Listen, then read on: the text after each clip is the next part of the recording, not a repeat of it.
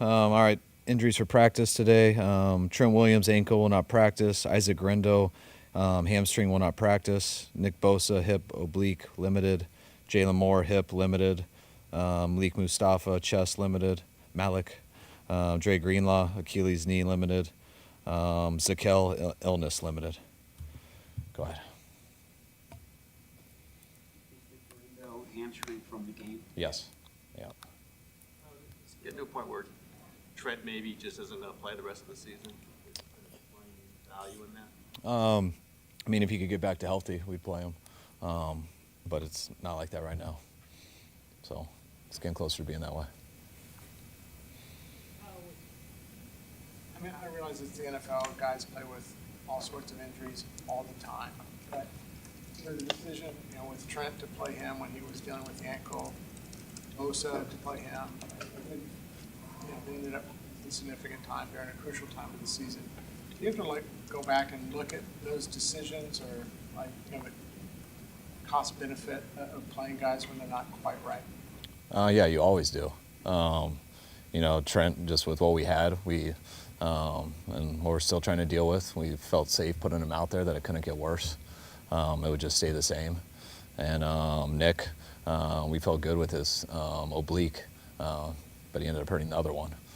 So it was a completely different injury. But yeah, we do that with everything. We always worry about that stuff, and there's a very fine line in that stuff.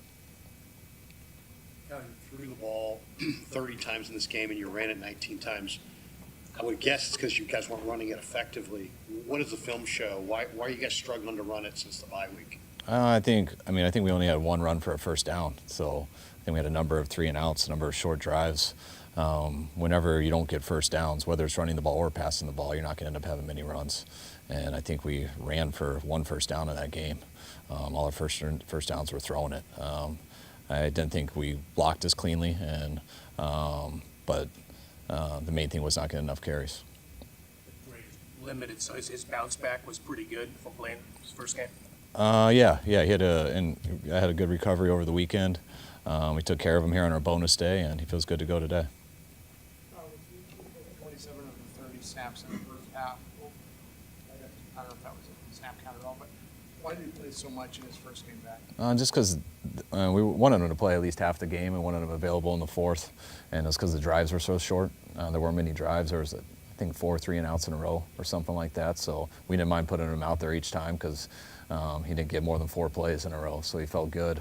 Our plan was to not have him go a couple of series in the third quarter, so we could rest him, so we could have him available for the fourth. When he did go out there, he just felt tight and stuff, so that's why we shut him down. Walter Payton, man, into your question, Curtis Robinson is the nominee, and other than when he had surgery, he was not missed an event this season. And what does that say about his personality and the example he sets? It sounds like he acts away from here how he does with us. I mean, I don't know all the stuff he does outside of this building, but obviously he does a ton, being a nominee for that. But Curtis is one of the best guys on our team. Every single person on the team loves him, every person in this building, not just how he carries himself and treats people, but how consistent he is and how he works, and he's a very special person. I'm curious what the phone call was like when Mike McDaniel told you he was officially going to the Dolphins. It was good. He was excited, a little emotional. I was happy for him and Katie, and it's always something weird or funny when you're talking to Mike too, usually, but no, it was cool. Mike and I have been through a lot together, and I was pumped for him to get that opportunity. Kyle, off of that, what was he like outside of football, off the field? Mike? How he is when you guys see him, a little quirky. Always saying some off-the-wall stuff. You get used to it. Half of them you laugh at it, the other half you tell him to chill out. But he's consistent. Mike's a good dude and a real good football coach. All the Devondre Campbell fallout, Kyle, I'm guessing you addressed this with the team on Monday and have moved on from it. Is that fair to say? And just kind of how they responded or reacted to it? I think they've acted awesome. I think they've acted awesome. How you'd expect a team. Talked about it for, we didn't see each other over the weekend. So I didn't talk about it a ton after the game, but I could hear from their comments how most of them felt, and addressed it for about 30 seconds in the meeting on Monday, and it's pretty easy to move on. You haven't spoken to him at all, have you? No. Surprise would be like the wrong word to use because you know both of these guys, but for Dre and Huff to miss as much time as they missed and come back and play so well immediately? How do you account for that? I mean, that's what they've done the other times. You know, one of the best games I've seen linebacker play is, I think, 21, when Dre played in week 1 versus Detroit and didn't come back till week 17 versus the Rams. We needed that game to go to the playoffs, and that was the first time I've seen someone miss 16 games and come back and play at that level, so it doesn't surprise me at all. Huff's, you know, he came back earlier in this year, and with having a wrist injury and stuff, he's been able to get ready for this opportunity a little bit more than coming off his Achilles that he had before that.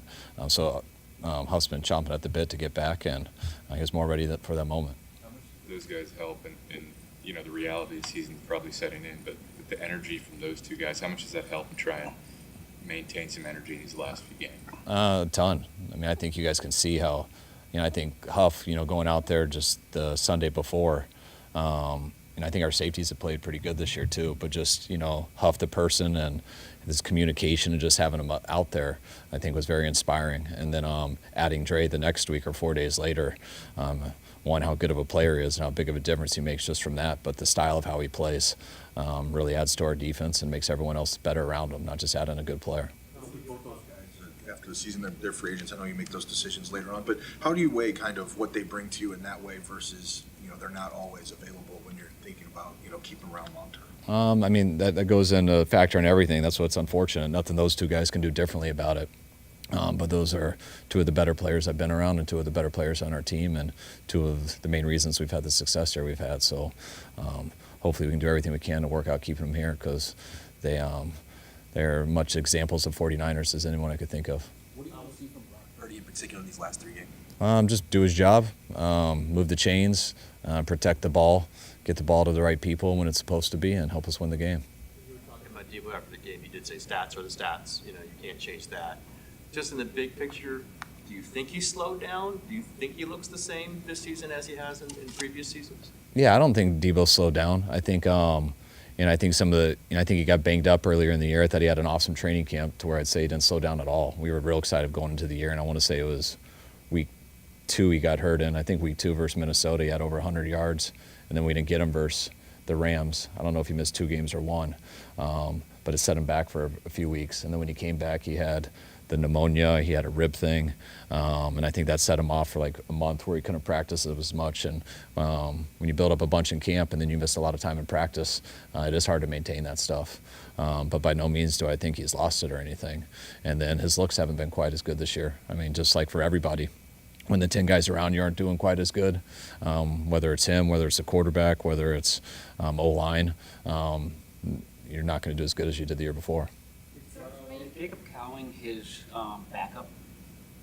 I mean, we got 5 receivers up on game day, and so he's one of them. But Jake, when you're a backup, you go in at all 3 of the spots. What does Jacob need to do to get on the field offensively more these last 3 games? And is that something that you'd like to see to close out the season?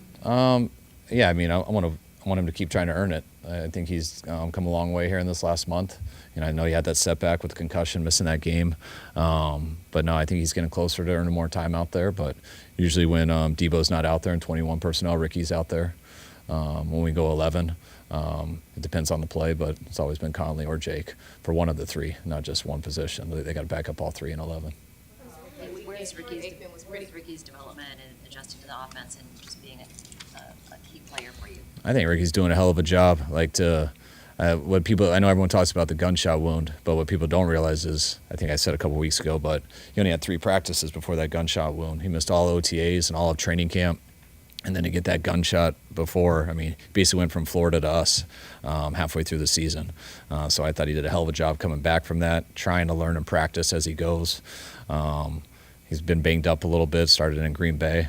I think he's fought through that here the last couple weeks. I thought he did some real good stuff on tape last week, had a couple big catches. But I think he's going the right direction and hope he keeps improving here these next 3 games. Just his emotional adjustment after everything happened to him. I know that not getting as many reps or getting as many looks has been challenging for him. How have you seen him respond to that emotion? Awesome. He just keeps working. Doesn't sit there and pout. I mean, keeps trying to get better at his craft, which usually leads to those things. Purdy's turnover, it seemed like there was 3 guys. It seemed like they were playing deep, and all 3 guys were open underneath.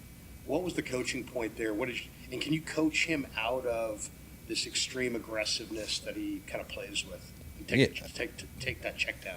Yeah, I don't think Brock's an extreme aggressive guy in terms of, I mean, you guys don't see him throw a lot of picks. He doesn't throw into double coverage much. When it's single safety, you want to hold the middle third player and throw a double move on the outside corner. You'd love to be able to check whether he's got a chance or not. But when he did look out there, the guy squatted, and then he bumped him, which is ICT. You know, you can't hit him 12 yards down the field, which stopped Juwan. And then he's got a pass rush coming at him. So it's really easy to say with the clicker in our hand and stuff when he's not on top.